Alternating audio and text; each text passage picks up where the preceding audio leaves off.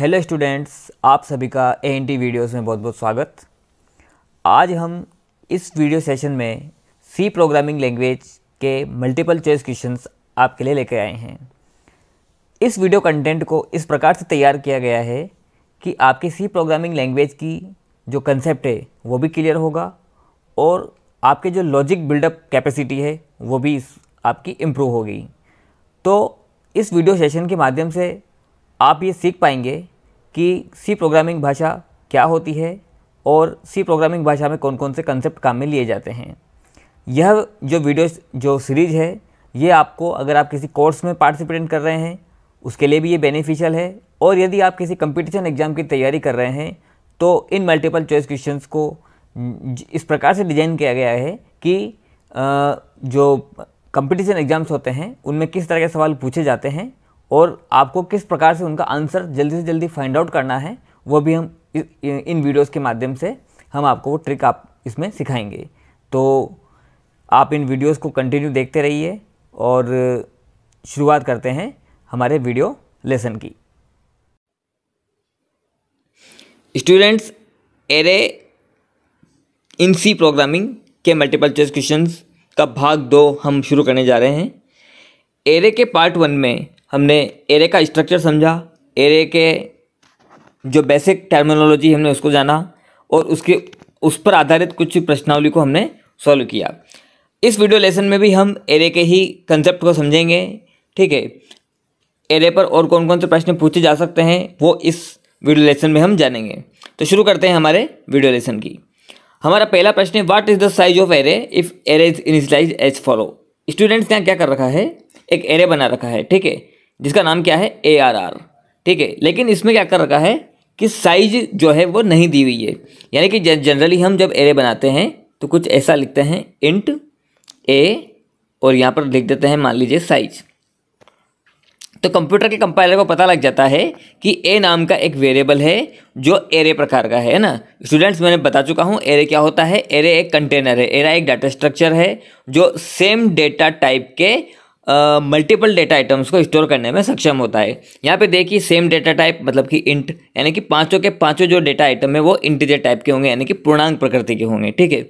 और कंप्यूटर की main memory में जो है 5 आइटम कंटिन्यूस लोकेशन पे जाके स्टोर होंगे। ऐसा नहीं कि एक यहाँ हो गया, एक यहाँ हो गया, फिर एक यहाँ हो गया, एक यहाँ हो गया, एक यहाँ हो गया, ऐसा नहीं, कुछ इस तरह से होता है। वो इस तरह से कंटिन्यूस मेमोरी लोकेशन पे जाके वो सेव हो जाते हैं। तो इस स्ट्रक्चर को बोलते हैं एरे, ठीक है स्टूडेंट्स। तो अब हम हमारे प्रश्न पे आते हैं। प्रश्न में क्या कर रखा है स्टूडेंट्स कि एक एरे है जिसका नाम तो दे रखा है, उसकी साइज नहीं दे रखी, और क्या कर रखा है, उसको इनिशियलाइज कर रखा है। इनिशियलाइजेशन से मतलब क्या होता है स्टूडेंट्स, इनिशियलाइजेशन से मतलब होता है कि कंपाइल टाइम पर ही प्रोग्राम के कोड जब हम लिखते हैं उस कोडिंग करते टाइम पर ही मान या वैल्यू लिख देना। जैसे जस्ट ऐसे, इसको हम क्या बोलेंगे, इनिशियलाइजेशन। ए में 5 इंसर्ट कर दिए हैं हमने, कंपाइल टाइम पर ही कंप्यूटर को बता दिया है कि ए जहाँ जहाँ भी पढ़ा जावे उसको 5 समझा जावे, है ना। ए में हमने 5 इंसर्ट कर दिए हैं। तो ऐसे ही हम एरे में भी कर सकते हैं कुछ इस तरह से, ठीक है। 0 1 2 3 4 ये हमने उसमें एरे में मान भरा दिया। यानी कि हम इसके स्ट्रक्चर को समझें तो थोड़ा सा ये कैसे बनेगा। कंप्यूटर की जो मेन मेमोरी है उसमें क्या होगा, कंप्यूटर की मेन मेमोरी में कुछ 5 डब्बे बना दिए जाएंगे, ठीक है, 1 2 3 4। पहले डब्बे में 0 आ जाएगा, 1 2 3 और 4, ठीक है। इस पूरे ही ब्लॉक का नाम क्या होगा, ARR। ये जो पूरा ही जो मेमोरी ब्लॉक बना है इसका नाम होगा ARR, ठीक है। इसकी इंडेक्सिंग मैंने आपको बताया था, इंडेक्सिंग कह लो या सबस्क्रिप्ट कह लो, ठीक है। वो कहाँ से स्टार्ट होती है, एरे की 0 से, 0 1 2 3 और 4, ठीक है। और इसका कोई ना कोई, हर एलिमेंट का कोई ना कोई मेमोरी एड्रेस होगा जो कंटिन्यूस होगा, ठीक है। मान लीजिए अगर इसका 2 होता है तो इसका फिर 4 होगा, ठीक है स्टूडेंट्स। इसका फिर 6 होगा, इसका फिर 8 होगा, ठीक है स्टूडेंट्स, और इसका 10 होगा। वो क्यों होगा, क्योंकि ये इंटीजर प्रकृति का है। इंटीजर प्रकृति का होने की वजह से ये 2 बाइट जो है कंज्यूम करता है। तो प्रत्येक आइटम 2 बाइट कंज्यूम करेगा। तो अगला नेक्स्ट वाला जो है वो मेमोरी एड्रेस नंबर 4 पर जाकर स्टोर होगा, अगला वाला मेमोरी एड्रेस 6 पर स्टोर होगा, अगला वाला मेमोरी एड्रेस 8 पर स्टोर होगा, अगला वाला मेमोरी एड्रेस 10 पर स्टोर होगा। तो ये जो संरचना बनी ये क्या कहलाए हमारी, ये जो पूरा जो आप देख रहे हैं ये क्या बन गया हमारा एरे। ये प्रश्न क्या कहना चाह रहा है, प्रश्न में आते हैं, what is the size of array. अब एरे की साइज अगर आप ज्ञात करनी हो तो कैसे ज्ञात करते हैं। सबसे सिंपल तरीका तो है कि आप एरे के एलिमेंट्स को काउंट कर लीजिए। कितने एलिमेंट्स हैं, 1 2 3 4 5। ठीक है, एक तरीका तो ये हुआ जो ट्रेडिशनल तरीका है काउंटिंग। ठीक है, इसका एक फॉर्मूला भी दे रखा है। फॉर्मूला क्या है, मैंने आप जब पार्ट 1 पढ़ा था तो वहाँ पर हमने दो शब्द काम पे लिए थे, LB और UB, यानी कि लोअर बाउंड और अपर बाउंड। लोअर बाउंड किसे कहते हैं, एरे के इनिशियल स्टार्टिंग जो पहला जो होता है एलिमेंट, जो जीरोथ पोजीशन होती है उसको तो बोलते हैं लोअर बाउंड LB, और जो एरे की जो सबसे लास्ट पोजीशन होती है उसको क्या बोलते हैं, अपर बाउंड। ठीक है, यदि एरे की लोअर बाउंड और अपर बाउंड को जोड़कर उसमें एक जोड़ दिया जाए तो क्या आ जाएगा, एरे की साइज निकल के आ जाएगी। मैं क्या कहना चाह रहा हूं, एरे की लोअर बाउंड मैं आपको यहाँ पे जोड़ के दिखाता हूँ, इसमें थोड़ा जगह कम है, आप समझ जाइए। LB प्लस UB प्लस 1, यानी कि समीकरण कुछ इस तरह से बेटी, LB यानी कि 0 प्लस, ठीक है, ये आपका प्लस UB कितना है हमारा 4। ठीक है स्टूडेंट्स, और प्लस 1 कितना आंसर आया हमारे आंसर आ गया 5। ठीक है, यानी कि एक तो हमने काउंटिंग कर ली, एक तरीका तो यह है काउंट करके, और एक तरीका है इसका लोअर बाउंड और अपर बाउंड में एक जोड़ दें, lower bound plus upper bound plus 1, तो भी क्या आ जाएगा हमारे पास, एरे की साइज आ जाएगी। ठीक है, अब देखो एक्चुअली में क्या होता है कि ये तो बहुत छोटा सा एरे है इसलिए हमने काउंट कर लिया, लेकिन मान लीजिए बहुत बड़ा एरे होता है जिसमें आपको पता ही नहीं है कि कितनी जो है वैल्यूज डली हुई हैं। ऐसा भी तो हो सकता है ना कि हमने एक एरे लिया, ठीक है, जिसकी साइज कितनी है 500, लेकिन उसमें 500 डेटा इंसर्ट नहीं है, मात्र मान लीजिए 10 ही है, तो फिर 10 है तो फिर क्या होगा, उसकी साइज कोई 500 थोड़ी मानी जाएगी, उसकी साइज तो केवल 10 मानी जाएगी। तो उसको कैसे कैलकुलेट करेंगे, lower bound plus upper bound plus 1। ऐसा अगर हम इस लॉजिक को फॉलो करेंगे तो हम एरे की साइज को आइडेंटिफाई कर सकते हैं। तो मैंने आपको दोनों तरीके बता दिए हैं, परीक्षा में आपसे जैसा भी आपको वहाँ पर उचित लगे वैसा आपको वहाँ पर रूल्स फॉलो करने हैं। तो हमारा आंसर क्या आया फाइनली, कैलकुलेट करने के पश्चात 5। ठीक है, तो ये हमसे क्या पूछ रहा है कि what is the size of array, तो इसका सही आंसर क्या आएगा स्टूडेंट्स 5। इसमें सिंटैक्स एरर नहीं है, कोई लॉजिकल एरर नहीं है, एरे ऐसे ही डिक्लेयर करते हैं। ठीक है, INT इंटीजर कीवर्ड है, बिल्कुल सही लिखा हुआ है। ARR और कोष्टक, बड़े वाले कोष्टक स्टूडेंट्स, बड़े वाले कोष्टक, जी हाँ, बड़े वाले कोष्टक में ही साइज लिखी जाती है, लेकिन नहीं लिख रखी है तो भी चलेगा। उसके बाद इक्वल का साइन लगा रखा है, ओपनिंग क्लोजिंग ब्रेसेस लगा रखे हैं, सेमीकोलन लगा रखा है। ठीक है, वैल्यूज असाइन कर रखी है वो भी कोमा के साथ, जो बिल्कुल सही है। ठीक है, कितनी वैल्यूज असाइन कर रखी है, 5 वैल्यूज असाइन कर रखी है, तो ऑटोमेटिक इसकी साइज कितनी हो जाएगी 5। तो इसका सही आंसर क्या आएगा स्टूडेंट्स 5। ठीक है, हमारा नेक्स्ट क्वेश्चन है, what are the type of array in C programming language. Students हमारे पार्ट 1 में हम इसके बारे में ब्रीफली डिस्क्रिप्शन हम आपको बता चुके हैं कि एरे के कितने जो हैं वो टाइप होते हैं और प्रत्येक को किस प्रकार से रिप्रेजेंट करते हैं। तो 1D array, 2D array, 3D array, इसका आंसर आएगा ऑल ऑफ द अबव।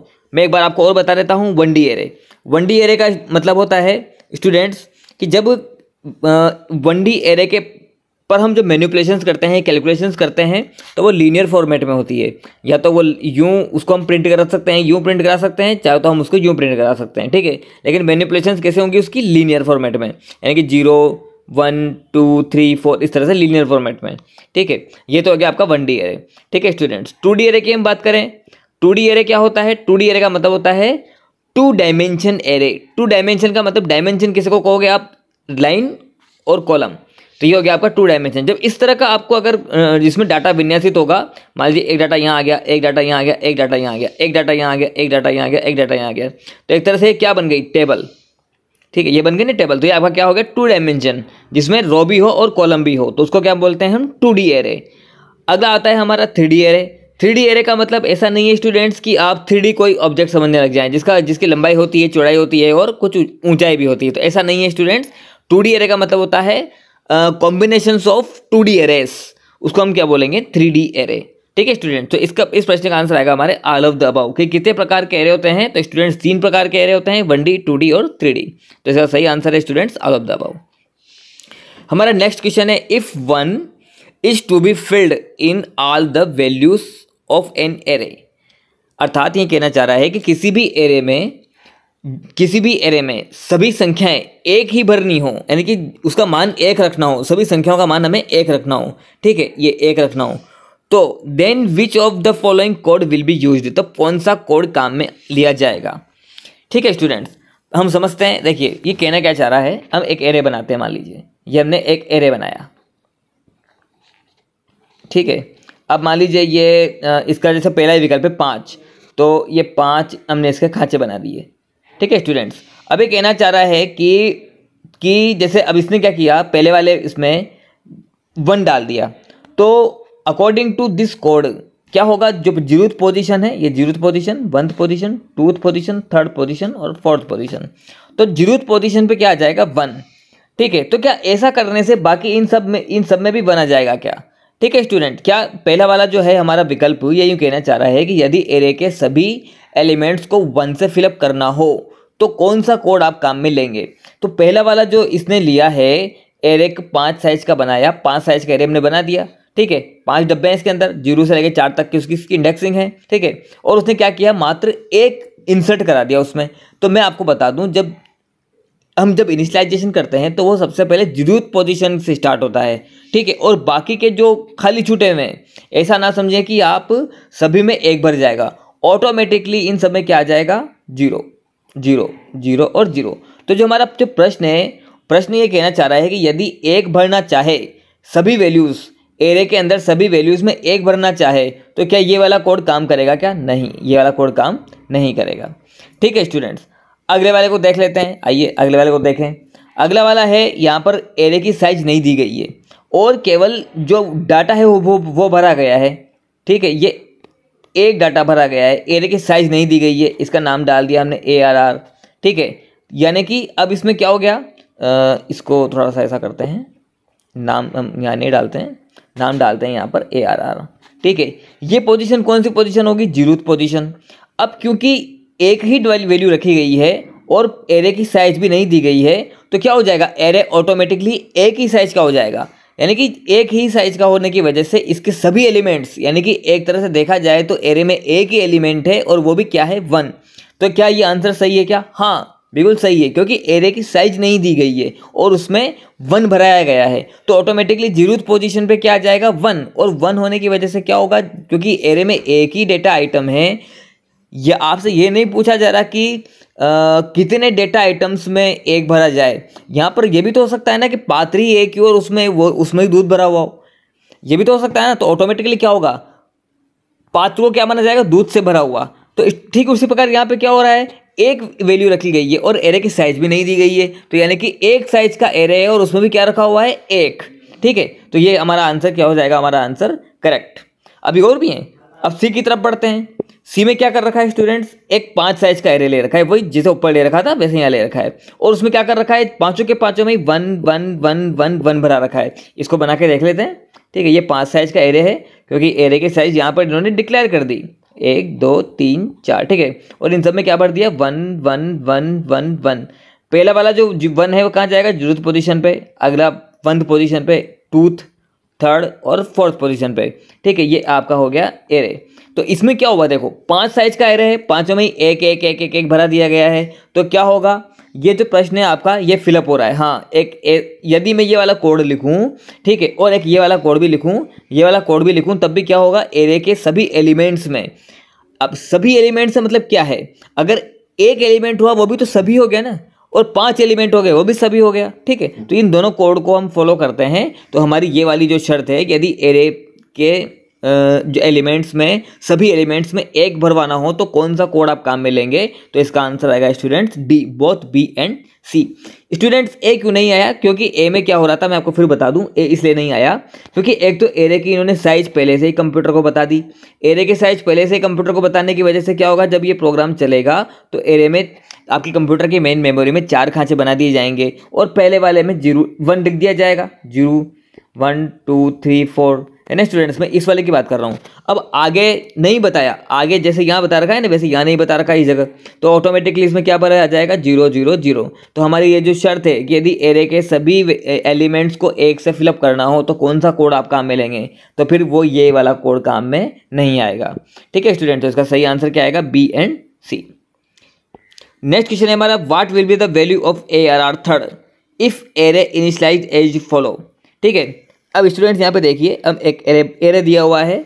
ठीक है, इसमें एक एरे दिया हुआ है ARR नाम का, जिसकी साइज भी दे रखी है और जिसमें वैल्यूज़ भी भरा रखी हैं। तो आइए हम इसका स्ट्रक्चर खड़ा कर देते हैं और स्ट्रक्चर में देखते हैं ये ARR।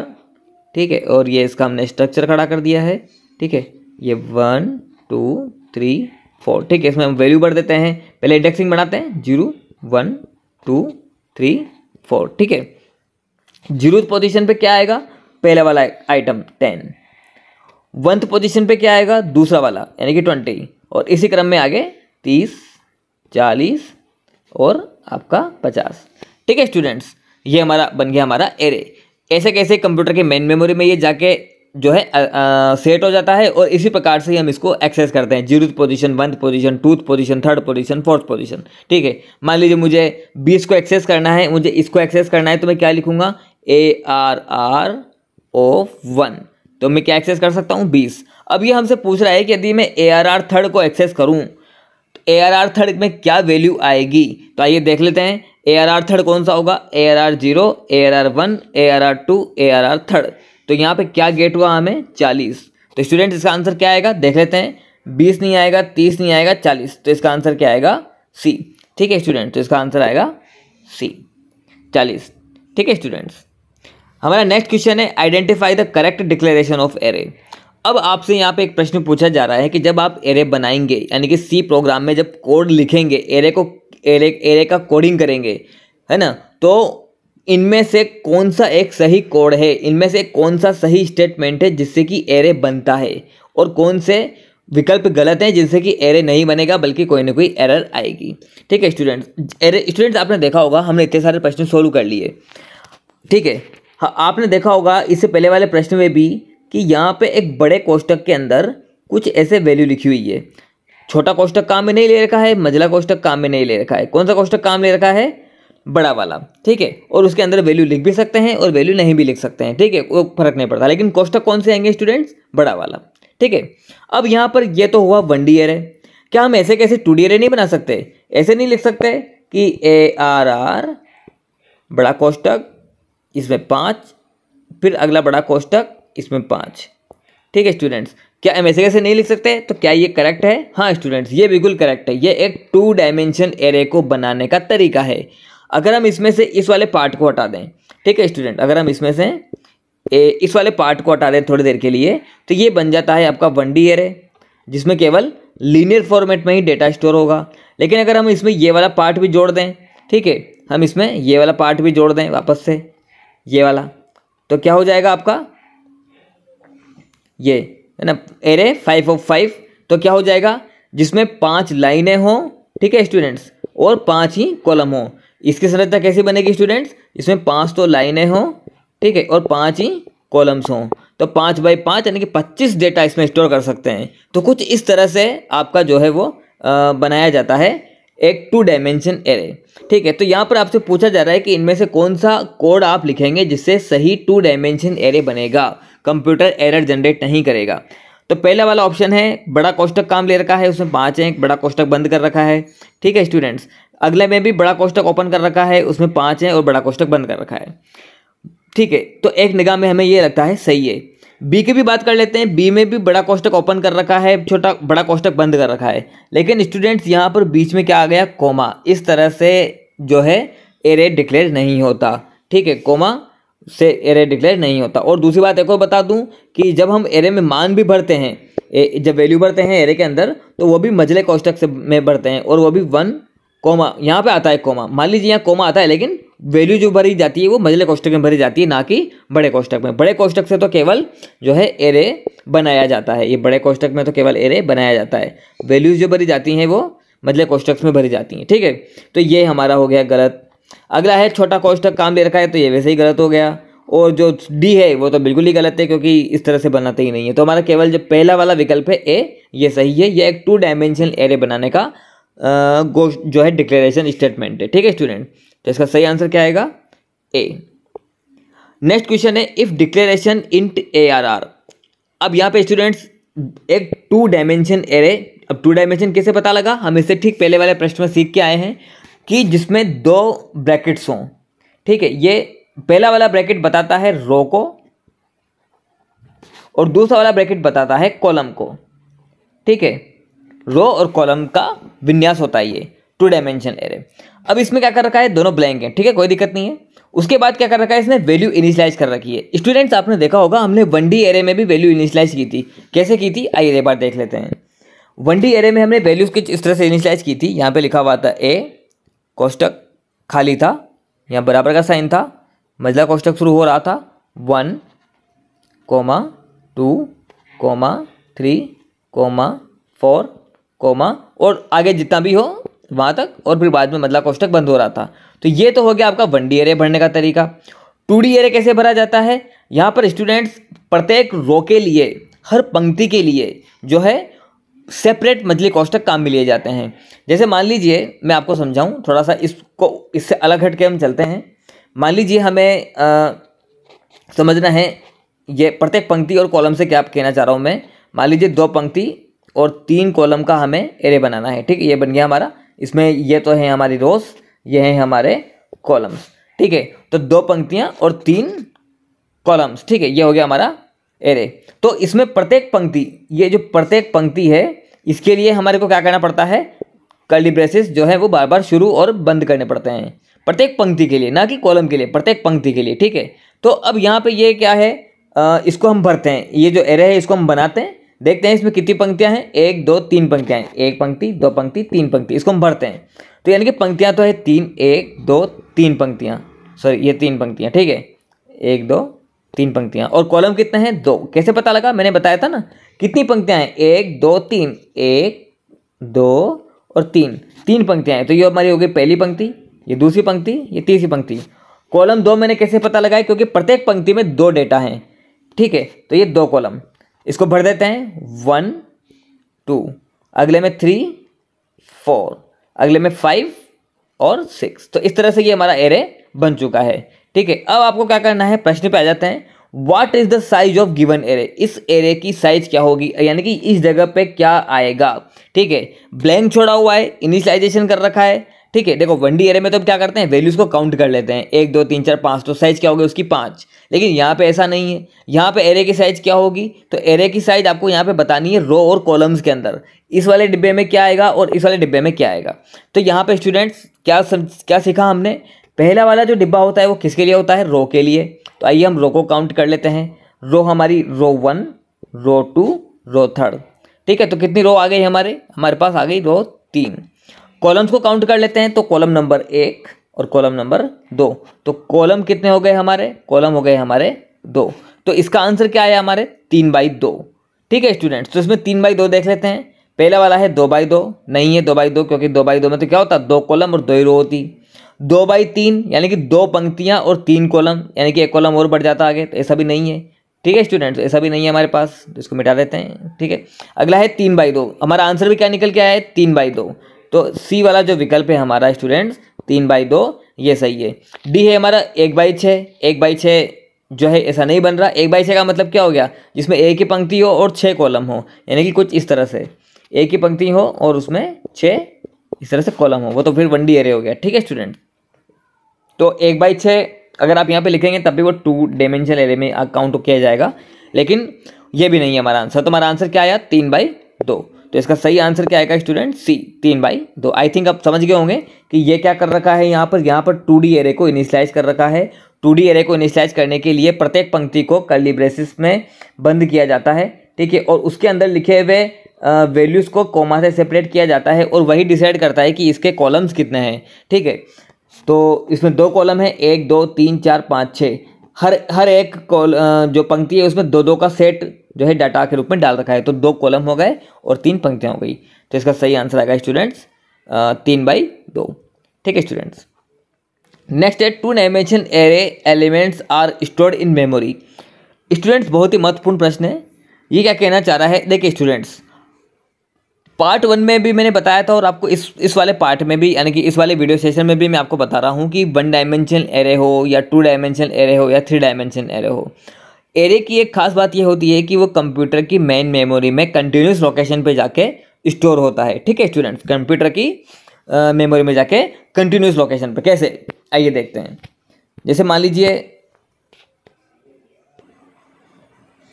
तो स्टूडेंट्स हम बात कर रहे थे कंप्यूटर की एरे में मेमोरी लोकेशंस की। ठीक है, तो स्टूडेंट्स मैं आपको बताऊं कि चाहे 1D एरे हो, चाहे 2D एरे हो, चाहे 3D एरे हो, ठीक है स्टूडेंट्स, वो कंप्यूटर की मेन मेमोरी में कंटिन्यूस लोकेशन पे जाके स्टोर होता है। अब स्टूडेंट्स, अभी इस प्रश्नमाला के पिछले कुछ प्रश्नों में हमने 2D एरे को देखा था, तो वहाँ पे क्या हो रहा था स्टूडेंट्स, वहाँ पे जो डेटा था वो कुछ इस प्रकार से टेबुलर फॉर्मेट में था। ठीक है, अब आप सोचेंगे कि क्या कंप्यूटर की मेन मेमोरी में भी ऐसे टेबुलर फॉर्मेट में जाके वो स्टोर होता है क्या? नहीं, चाहे 1D एरे हो, ठीक है, या 2D एरे हो, सारे के सारे ही जो है कंप्यूटर की मेन मेमोरी में जाके कंटिन्यूस लोकेशन पे जाके स्टोर होते हैं। देखिए 1D एरे, ये तो बहुत सिंपल सी बात है, हमें समझ में आता है। ठीक है, इसका एड्रेस मान लीजिए 1 है तो इसका 3 होगा, इसका 5 होगा, इसका 7 होगा, 8 होगा ना, मतलब 9 होगा, 9 होगा, और कंटिन्यूस तरह से जितने भी एलिमेंट्स का आप एरे बनाना चाहें 1D एरे में, वो तो हमें समझ में आता है क्योंकि उसका स्ट्रक्चर भी वैसा ही है और उसका मेमोरी एलोकेशन भी वैसा ही है।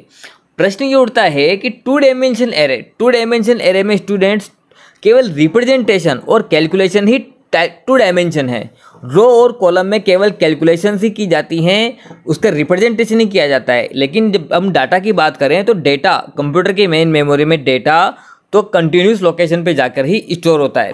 जैसे मान लीजिए हम बात करें इस वाले एरे की, ये जो हमने बना रखा है इसी एरे की हम बात करें तो इसमें कितने, सबसे पहले तो बात करते हैं इसकी साइज की। स्टूडेंट्स बता सकते हैं आप इसकी साइज क्या होगी? आइए हम देखते हैं इसकी साइज कैसे काउंट करते हैं। देखिए इसमें पंक्तियाँ कितनी हैं, पहली पंक्ति और दूसरी पंक्ति। इसमें कॉलम्स कितने हैं, पहला कॉलम, दूसरा कॉलम और तीसरा कॉलम। तो इसकी साइज क्या होगा स्टूडेंट्स, 2/3। ये हो गया हमारा 2/3 का एरे। ठीक है, तो इसमें कितने डेटा आ सकते हैं, 2/3 का मतलब 6 डेटा आ सकते हैं। कैसे, जैसे मान लीजिए यहाँ पे एक डेटा यहाँ आया, एक डेटा यहाँ आया, एक डेटा यहाँ आया, एक डेटा यहाँ पे आया, एक डेटा हमारा यहाँ पे आया और एक डेटा हमारा यहाँ पे आया। तो इसका ये रिप्रेजेंटेशन जो मैंने भी किया आपको, ये केवल रिप्रेजेंटेशन और कैलकुलेशंस में ही काम में आता है। आप सोच रहे होंगे कि क्या कंप्यूटर की जो मेन मेमोरी होती है उसमें भी ऐसी जगह स्टोर होता है? नहीं, कंप्यूटर की मेन मेमोरी में भी यह बिल्कुल 1D एरे की तरह ही जाके स्टोर होता है, कंटिन्यूस मेमोरी लोकेशन में।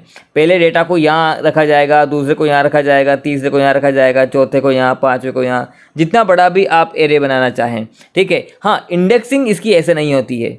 इसकी इंडेक्सिंग कैसे होती है वो भी हम आगे देखेंगे। ठीक है, लेकिन ये इंडेक्सिंग ऐसे नहीं होती है। कंप्यूटर की जो मेन मेमोरी में जो एड्रेस अलोकेट होता है वो कंटिन्यूस होता है। जैसे मान लीजिए पहले वाले एलिमेंट को 1 नंबर दिया गया है या 1 मेमोरी एड्रेस मिला है, तो अगले वाले को 3 मिलेगा, अगले वाले को 5, फिर 7, फिर 9, फिर 11, है ना, यानी कि 2-2 बाइट छोड़ते हुए आगे कंटिन्यूस लोकेशन के मेमोरी एड्रेस पे इसको स्टोर किया जाएगा। ठीक है स्टूडेंट, आई थिंक आप समझ गए होंगे कि 1D एरे हो, 2D एरे हो या 3D एरे हो, केवल उसका रिप्रेजेंटेशन का तरीका बदल जाता है, कैलकुलेशंस का तरीका बदल जाता है, लेकिन कंप्यूटर की मेन मेमोरी में तो वो लीनियर फॉर्मेट में ही कंटिन्यूस लोकेशन पे ही, लीनियर फॉर्मेट में कंटिन्यूस लोकेशन पे जाके स्टोर होता है। ठीक है, अब बात ये आती है कि अब चलो इसके ऑप्शंस को पूछ लेते हैं, एक बार प्रश्न दोबारा पढ़ लेते हैं। 2 dimension array elements are stored in memory. समझ गए प्रश्न को? अब उनको उत्तर भी देख लेते हैं कि आखिर उत्तर में कहना क्या चाह रहा है। पहला वाला उत्तर है row by row in the scattered memory locations, यानी कि अभी यूँ कहना चाह रहा है वापस हमें एरे बनाना होगा। वही हमारा जो एरे था, ये एरे हमारा 2 डायमेंशन एरे था, इसमें 2 रो थी और 3 पंक्तियाँ थी। ठीक है, तो ये यूँ कहना चाह रहा है कि रो बाय रो, यानी कि पहली पंक्ति का डेटा एक साथ कंटिन्यूस लोकेशन पर रखा जाएगा, फिर अगली पंक्ति का डेटा फिर किसी अगली कंटिन्यूस लोकेशन पर रखा जाएगा, यानी कि इसका इससे कोई लिंक नहीं होगा। ठीक है, ये हुआ हमारा पहला। बी है column by column in scattered memory location. अब यानी कि पंक्ति वाइज नहीं, अब ये पंक्ति वाइज नहीं कह रहा, यानी कि पहले पंक्ति वाइज नहीं चलेगा, ये कॉलम वाइज चलेगा, कॉलम वाइज, ठीक है। ये कॉलम वाइज, पहले फर्स्ट कॉलम के डेटा को स्टोर किया जाएगा कंटिन्यूस मेमोरी लोकेशन पे, फिर दूसरे कॉलम के डेटा को स्टोर किया जाएगा अलग कंटिन्यूस मेमोरी लोकेशन पे, फिर तीसरे कॉलम के डेटा को स्टोर किया जाएगा किसी अलग मेमोरी लोकेशन पे। तो ये हुआ रहा हमारा बी वाला विकल्प। C, row by row in the subsequent memory location, यानी कि वापस वही पहले वाला ही, लेकिन थोड़ा सा भिन्न है। इसमें जो शब्द काम आ रहा है वो है स्कैटर्ड, इसमें काम आ रहा है सब्सिक्वेंट। स्कैटर्ड का मतलब होता है कि भिन्न भिन्न जगहों पर, सब्सिक्वेंट का मतलब होता है कि लगातार, ठीक है। रो बाय रो यानी कि पहले इस पंक्ति के डेटा को स्टोर किया जाएगा, जैसे मान लीजिए ये हमारी जो हमारी सॉरी वो एरे हट गया, मैं फिर से एरे बना देता हूँ। ये था हमारा एरे, ये कुछ ऐसा एरे था, ठीक है। तो मान लीजिए ये जो हमारी जो रैम है, ये रैम है, तो इस रैम में पहले इस वाले रो का डेटा स्टोर किया जाएगा, यहाँ कर दिया, यहाँ कर दिया, यहाँ कर दिया, यहाँ कर दिया, ठीक है। तीन कर दिए, ठीक है। ये इसको एक को मिटा देते हैं, ठीक है, ये एक मिटा दिया, ठीक है। फिर अगली बार अगली रो ले ली उसने, तो अगली रो का डेटा फिर यहाँ स्टोर कर दिया, यहाँ स्टोर कर दिया, यहाँ स्टोर कर दिया, छः डेटा हो गए हमारे, ठीक है। तो इस तरह से मतलब पहले पहली रो का डेटा को कंटिन्यू मेमोरी लोकेशन पे स्टोर किया जाएगा, फिर उसके ठीक लगवा ही दूसरी पंक्ति का डेटा को स्टोर किया जाएगा। ये सब्सिक्वेंट जो मैकेनिज्म है उसमें। स्कैटर्ड में क्या हो रहा था, जरूरी नहीं कि 3 तो यहाँ स्टोर हो गए और फिर आगे के 3 कहीं और जगह स्टोर हो जाए, हाँ, लेकिन 3 कंटिन्यू होंगे, ठीक है। डी जो वाला ऑप्शन है वो है कॉलम बाय कॉलम, लेकिन कंटिन्यूस लोकेशन पे, यानी कि अभी क्या कहना चाह रहा है, इसको मिटा देते हैं थोड़ा,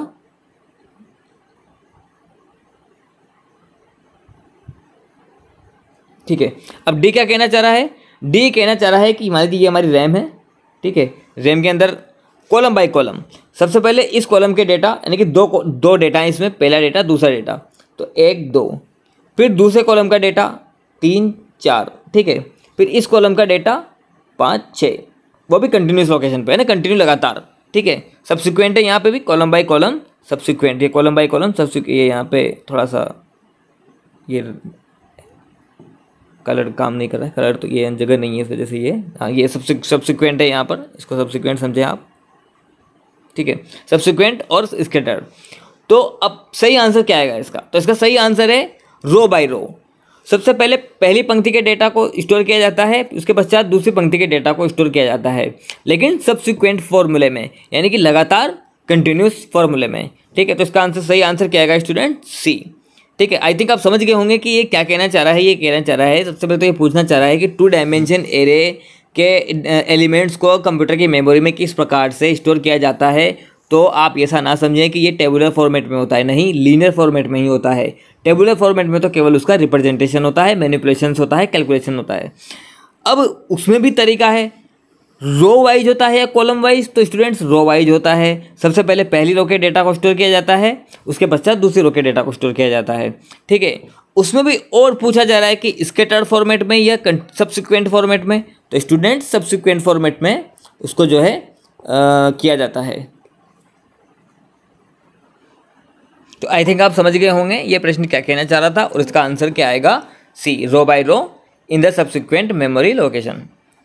हमारा अगला प्रश्न है, what value does at position ARR 1 and 0, ठीक है। स्टूडेंट्स यहाँ पर जो पहला वाला है वो मैंने आपको बताया था किसको रिप्रेजेंट करता है, जो हमारा पहला वाला है वो रो को रिप्रेजेंट करता है, और जो दूसरा वाला है वो किसको रिप्रेजेंट करता है, वो कॉलम को रिप्रेजेंट करता है, ठीक है स्टूडेंट्स। अब इसमें कन्फ्यूज ना हो, तो प्रश्न पढ़ते हैं, what value does at position, array की पोजीशन है, ठीक है, हम उसको समझेंगे अभी। एरे की इंडेक्सिंग, 2D एरे की इंडेक्सिंग कैसे की जाती है, ठीक है। 1D एरे की इंडेक्सिंग तो आप समझ गए, 2D एरे की इंडेक्सिंग कैसे की जाती है वो हम समझेंगे। तो पहले वो समझ लेते हैं, उसके बाद ही इस प्रश्न को आप समझ पाएंगे कि क्या कहना चाह रहा है। तो स्टूडेंट्स मान लीजिए सबसे पहले हम लेते हैं एक 2x3 का एरे। 2x3 का मतलब आप समझ गए होंगे, जिसमें 2 पंक्तियाँ होंगी, ठीक है स्टूडेंट्स, और 3 कॉलम होंगे, ये ठीक है। ये हम 3 कॉलम बना देते हैं, ये इसके 3 कॉलम, थोड़ा इसको बढ़ा लेना पड़ेगा थोड़ा सा, क्योंकि इसमें इंडेक्सिंग भी करेंगे हम, तो इंडेक्सिंग आपको आराम से समझ में आ जाए। 2 तो पंक्तियाँ हो गई, पहली पंक्ति दूसरी पंक्ति, 3 उसमें होंगे कॉलम, ये हमारे 3 हो गए हमारे कॉलम, पहला कॉलम, दूसरा कॉलम, तीसरा कॉलम। अब स्टूडेंट्स मैंने आपको बताया था कि किसी भी एरे की इंडेक्सिंग या सब स्क्रिप्ट कहाँ से स्टार्ट होती है, 0 से। तो ठीक उसी प्रकार 1D एरे की बात है, 2D एरे में भी प्रत्येक रो की इंडेक्सिंग भी 0 से स्टार्ट होगी, प्रत्येक कॉलम की इंडेक्सिंग भी 0 से स्टार्ट होगी। तो थोड़ा सा यहाँ पे चेंजेस करना पड़ेगा। तो आइए चेंजेस कर देते हैं, मिटा देते हैं इनको। ये तो मैंने आपको बताने के लिए लिखा था कि कितने कॉलम हैं और कितनी रो हैं, ठीक है। अब इसकी हम इंडेक्सिंग करना शुरू करते हैं।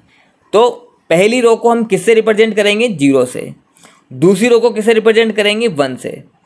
पहले कॉलम को किससे रिप्रेजेंट करेंगे, 0 से, 1 और ये 2।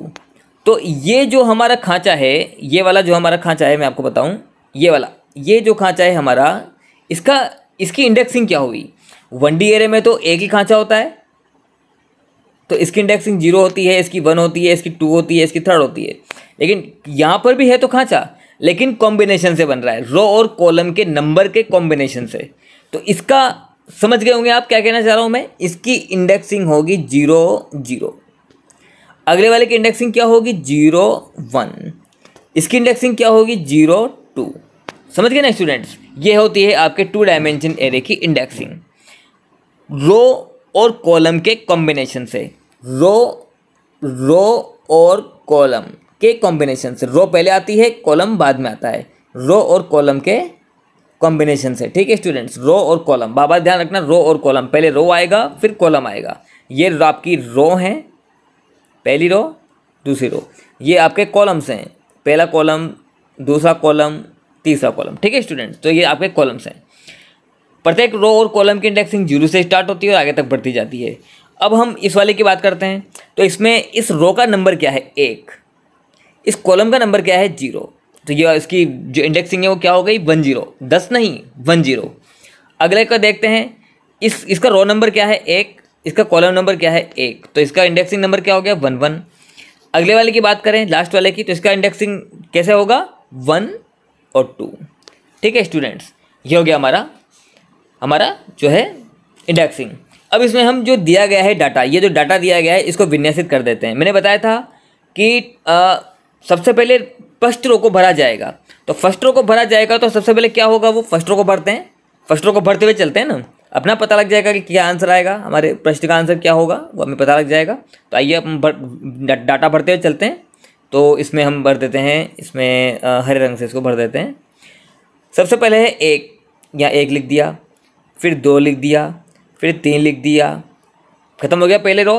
फिर दूसरी रो स्टार्ट, यहाँ पे 4 लिख दिया मैंने, यहाँ 5 लिख दिया और यहाँ पे मैंने 6 लिख दिया। ये ऐसे तो कर रखा है 2 of 3rd, 2 रो 3 कॉलम की एरे है और उसमें डेटा भरा रखा है 1 से लेके 6 तक।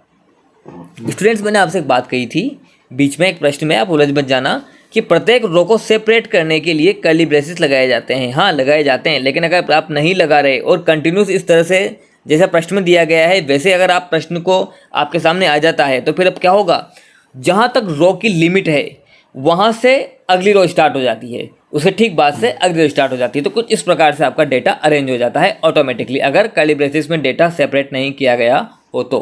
कर्ली ब्रेसेस में डेटा सेपरेट कर रखा है तब तो हमें पता लग ही जाएगा भाई पहली रो का डेटा यहाँ से यहाँ तक है, दूसरी रो का डेटा यहाँ से यहाँ तक है, तीसरी रो का डेटा यहाँ से यहाँ तक है, ठीक है। लेकिन नहीं किया गया है तो फिर ऑटोमेटिक जहाँ तक रो की लिमिट है, रो की लिमिट कहाँ तक है, कॉलम नंबर जो है 3 तक, यानी कि इंडेक्सिंग नंबर 2 तक, तो वहाँ तक जाएगा। उसके बाद नीचे उतर जाएगा, यानी कि दूसरी रो में डेटा आ जाएगा और कुछ इस तरह से वो एडजस्ट हो जाएगा, ठीक है। अब हम बात करते हैं कि हमसे प्रश्न क्या पूछा जा रहा है। What value does at position ARR 10 जहाँ पर भी 10 की इंडेक्सिंग हो वहाँ पर क्या वैल्यू होगी। तो अब देखिए कहाँ पे इसमें 10, ये रहा हमारा 10 इस जगह पे, यहाँ पे क्या वैल्यू रखी हुई है हमारी 4। तो इसका आंसर क्या आएगा स्टूडेंट्स, इसका आंसर आएगा हमारे 4। को देखने के लिए आपका बहुत बहुत धन्यवाद। इसी तरह के और भी मल्टीपल चॉइस क्वेश्चंस के लेसन्स देखने के लिए बने रहिए हमारे साथ ANT वीडियोस। Thank you.